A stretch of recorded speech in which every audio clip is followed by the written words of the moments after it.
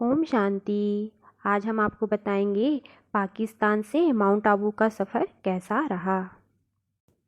ईश्वर की साधना करने बैठे तो सर्वप्रथम पूरे विश्व के मनुष्य के दुख दर्द मिटाने के लिए करते थे।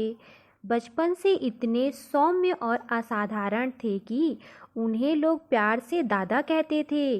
दादा बड़े होकर हीरे जवाहरात के व्यापार में लग गए।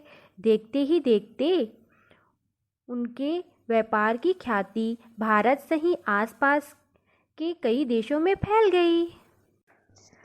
बाबा का व्यक्तित्व इतना प्रभावशाली था, जो कोई भी एक बार मिलता तो उन्हीं का हो जाता। कहीं राजा महाराजा यहाँ तक कहते, लेखराज जी, राजा तो आपको होना चाहिए। परंतु दादा सदैव मानवीय सेवाओं की बात करते। मन ही मन सोचते कि कैसे इस संसार का उद्धार होगा, जिसमें लोग खुशी और संपन्न हों। 60 साल की उम्र में दादा लेखराज के जीवन में एक महान परिवर्तन आया, जब एक दिव्य प्रेरणा से उन्हें हीरे जवाहरात का व्यापार कौड़ी तुल्य लगने लगा। वह सदैव मनुष्य के अंदर छिपे सच्चे हीरे को पारखी बनने की बात सोचने लगे। उन्होंने अपनी संपत्ति बेचकर एक ट्रस्ट की स्थापना की। परमात्मा के आदेशानुसार माताओं बहनों को आगे रखा। ब्रह्म कुमारी ईश्वरीय विश्वविद्यालय की स्थापना सन 1937 में हैदराबाद में की। प्रारंभिक काल में संस्था का नाम ओम मंडली रखा गया। इस महान कार्य के लिए ब्रह्मा बाबा को कई असुरी शक्तियों का विरोध झेलना पड़ा। भारत पाकिस्तान विभाजन के बाद सन 1950 में यह संस्था एकमात्र पर्यटक स्थल माउंट आबू राजस्थान में आई और यहीं से मानवता की दीप से दीप जलाने का कार्य प्रारंभ हुआ।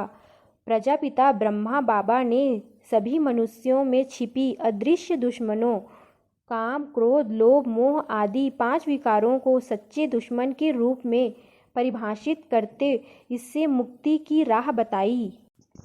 बाबा ने माताओं बहनों को उस समय ऊंचा सम्मान दिया, जब समाज में महिलाओं के अधिकारों का चर्चा तक नहीं होता था। उन्होंने अधिकारों की रक्षा करते तथा उन्हें शक्तिशाली बनाने के लिए स्वपुरुषार्थ के लिए प्रेरणा करते रहे। प्रजापिता ब्रह्मा बाबा परमात्मा की याद और त्याग तपस्या द्वारा देवी गुणधारी बन गए। 18 जनवरी 1969 को अपने नश्वर शरीर का त्याग कर सुखवासी बन गए। इस तरह पाकिस्तान से माउंट आबू तक का सफ़र पूरा किया। शिव बाबा के निर्देशानुसार ब्रह्मा बाबा ने माताओं बहनों को आगे रखा और ज्ञान का कलश माताओं बहनों को दिया। ओम शांति।